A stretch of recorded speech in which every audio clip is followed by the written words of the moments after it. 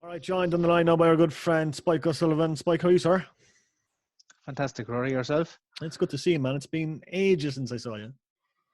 I know, it's been a while. This bloody COVID ruining things for everybody.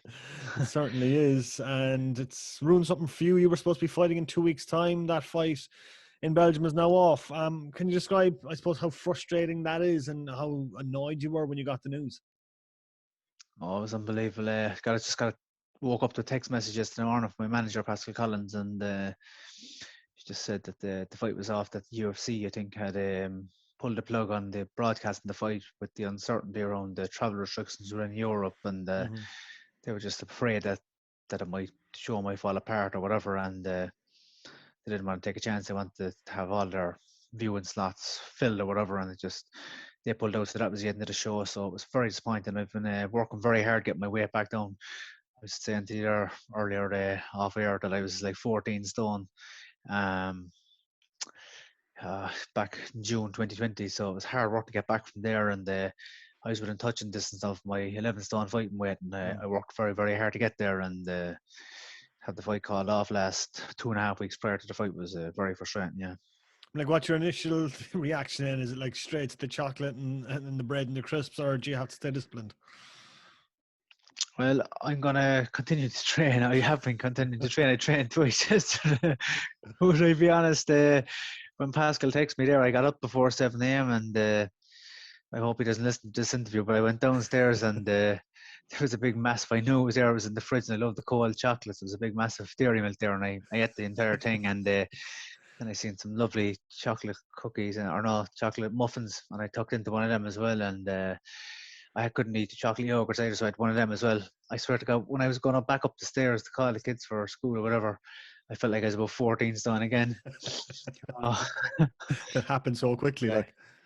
yeah. And today I haven't been having much bread at all the last probably good few weeks, and or potatoes either. So I had a big stew and most of a skull with an absolute lash of butter on it. I don't think anybody would begrudge you that, dude, to be honest. I know, I enjoyed it anyway. This card in Belgium was a big Celtic Warriors card. It was going to be a good showcase for a lot of the guys. Yes, misfortunate for all the lads. Like, there was a good few of us. There's five of us on it. My sparring partner Craig O'Brien and Niall O'Connor and Ray Moyle. They were all back in there. They fought out there a month ago, and we had a great time there. And it was a great, you know, very well done show. And the promoter was great, and everything was very good about it. And I was really looking forward to going back out there. And just very disappointed. I spoke with Craig earlier on the phone, and he's very disappointed as well. And he's having a bit of chocolate himself. Oh, we're all very disappointed. But look, we just gotta get the head back down now and double down and train and be in better condition again by the time the next fight comes around. Has Pascal given you any indication as to when it might be rescheduled for, or is it a case of now looking for another fight? I think he doesn't really know, but they're trying to reschedule it. But we're uncertain at this point. But he's saying maybe in the next 4 weeks. But I'm not sure exactly. I'm not going to hold my breath on that myself, and I don't know what's going to happen next. It's frustrating, but I'm going to do my best to stay focused and keep training. And you haven't fought now in 16 months, Spike, which is, due to COVID, which is a very long time in the life of a fighter. Yeah, it's the longest period of inactivity in my full career of, and this has gone into my 14th year now as a professional, and I've never been out of the ring for longer. I was really looking forward to getting back in and getting rid of the cobwebs and getting back into fighting shape. But I'll get there. It'll come around again, and I'll be ready. You'd obviously been up and down to Celtic Warriors, training an awful lot in the build up to this. I mean, has it been hard kind of getting back on the wagon, so to speak, and trying to get back in full shape and try and get back to fighting weight? Well, you know what? I kept reasonably fit all the time, even though my diet wasn't great and I was overeating, and I put on weight, but I was still reasonably fit and I kept strong. I actually partially put on a bit of weight from doing weights as well as doing weights with Dave O'Connell and my strength coach in the bar. Throughout the full lockdown, we've done a lot of weights, and I think I'm better in that regard than I ever have been. So I feel stronger than I ever was, and we're doing a lot of, good stuff. So I feel very, very good. but it's been a long time out, all right. Yeah, your last fight was Jaime Munguia in January of 2020, which again is a long time ago. A fight that was quite close, especially coming off a loss like that. Spike, you must have wanted to get back into the ring as soon as possible. So to be out of action for 16 months must be especially frustrating. I had a good few injuries in that fight, so it would have taken a while to kind of come back anyway. I had 2 bursts of eardrums in that fight, and I cut off my left eye. So but as soon as I recovered, I would have liked to get back in. Definitely, yeah. But it wasn't. It's been a long time, and it wasn't to be this time. But I'm a very experienced fighter, and I've been doing well in sparring. I've been doing a good bit of sparring the last 12, 13 weeks. I feel very fortunate to be able to travel up and down to Dublin as well, by the way. I feel I'm very thankful for that. It's great for all my friends are stuck here around the place, like, but I feel very lucky to be able to do that, and I've enjoyed it. Yes, what's the plan now? Is it just train yourself by yourself at home and with Dave in strength and conditioning, and head up to Dublin every so often now? Is it? Yeah, well, it's a lot of expense to be going up to Dublin, staying in hotels and eating up there and whatever, so it doesn't really make sense to be just up there if I don't have a fight date. So yeah, I was out the back now this morning. I done a bit of punch bag, and I'm gonna go to Dave's tomorrow and do a strength. He's a lot of weights facility at his place. He's squat rack and weights, so yeah, and running. Been doing a lot of running, so yeah, just keeping fit and keeping busy on the bag and that. Exactly, and I suppose if anyone's listening to this and any fighters listen to this and they want to fight, I mean, like you're willing to fight, I suppose, anytime, anywhere, any place, I guess. That's always been the case throughout my career, but like I want to take a pathway to the world title, and I'm still promoted by Golden Boy Promotions, and I believe I could fight for the world title before the end of the year. So maybe I might fight in Boston before that, or Belgium. I'd like to fight in Belgium because they were very nice people out there. I had a great experience there, and be just something new as well for me. I never fought in Belgium before. It was my first time in Belgium a month ago, and I really enjoyed it there. Unfortunately, there was no fans, and I kind of look forward to experiencing that too as well. A new experience, a new thing. Yeah. I like to experience new things all the time. So I like to fight with no crowd, just to experience it. So hopefully I get to do that or before the crowds are back. Who knows? I might fight before the crowds back. The crowds might be back when I fight. I don't know.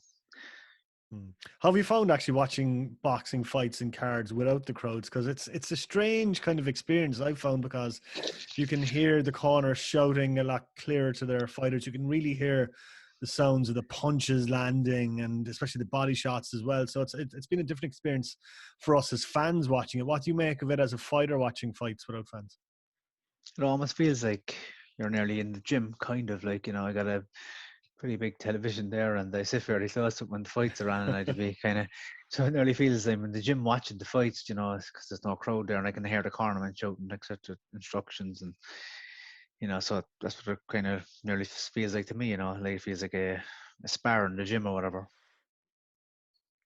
Speaking of Golden Boy, actually, who you mentioned a while ago, Oscar De La Hoya's on the road back, apparently. And you sent a few tweets in his direction saying that you'd be willing to step up.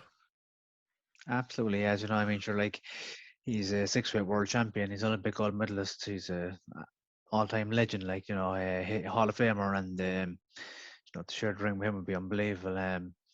I'd love to fight him, but I got the utmost respect for him, and I'm sure he does for me too. And we're fighting men in the end of the day, and we would have the fight, and I'm sure we'd have a drink after the fight. Like, there'd be no hard feelings, and we both try to win or whatever. But I don't know if he's going to fight me. I did say I was like second favorite in the bookmakers to fight him. Right, I did see that in America, but I heard he might be fighting maybe someone more around his own age than me. So let's see what unfolds. Who knows? They might call me up.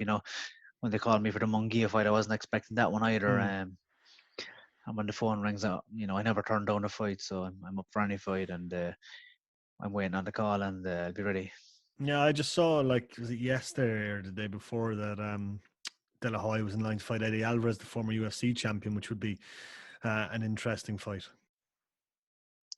Yeah, he's been linked with a lot of people now, really, like, at this stage, so who knows who he's going to fight, like, but no, he's a great fighter, and I seen him in the gym. He's looking good. He looks in very good shape, and I've seen him doing some shadow boxing. He said he hasn't sparred yet, so that's a whole different kettle of fish when you do start to spar and take the punches. How he'll respond to that, because he hasn't been punched in so many years. It'll be interesting to see, So I suppose he'll be at the gauge from his sparring if he's ready to make a comeback or not.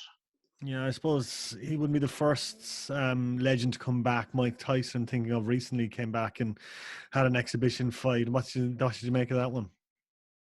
It's actually very good. They look great. Himself and Roy Jones look really good. I was very impressed, actually. I didn't think they'd be as good as they were. I thought they'd be, a couple of levels below that. I didn't expect them to be as fit as they were, and I thought I enjoyed it, actually. I didn't watch it live. It was on late, etc. I watched it the next day, but it was because I actually didn't expect it to be as good as it was, and fair play to them. Like I actually I met the two of them, and I know them kind of to an extent, and fair play to them. Yeah, I was hoping they'd have a rematch because it ended in a draw, which I think was quite unsatisfying for everyone. And I would have loved to have seen a rematch between the two of them, because I used to say it actually was good entertainment and might look really good. I thought Tyson won the fight, to be honest about it. I thought he should have got the decision. I think it was just kind of it was like kind of one of the white collar fights in a hotel where they say, that was a draw, and everyone knows it wasn't. That's what I thought. I thought Tyson definitely won it, But I think they were just being nice to Roy Jones. I think they might have been all right. What other fights, I suppose, big fights are you looking forward to coming up this year? Well, James Tennyson there, he's been sparring in my gym, like the Celtic Warriors gym, a lot, and he's fighting for the IBO world title there in May, so I'm looking forward to that one anyway. Tyson Fury, Anthony Joshua, I think as well.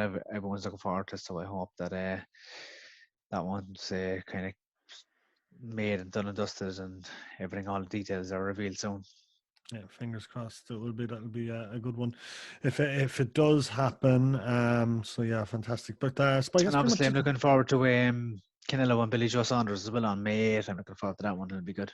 That should be an absolute cracker, because like two obviously very good fighters. You share the ring with Billy Joe Saunders. You know how hard he hits and how tough he is. That should be an absolutely cracking fight. Yeah, he's a really good fighter. Billy Joe Saunders, a 2-weight world champion. Canelo, 4-weight world champion. Two phenomenal fighters. It's going to be a good one. Can't wait to see that. Excellent. Spike, it's been a pleasure talking to you this evening, man. Looking forward to seeing you back in the ring whenever that does happen. So hopefully you won't be waiting too long, but it's been a good night talking to you, and thanks very much for joining us on the Big Red Bench. My pleasure as always. Cheers, Rory. Thanks for everything.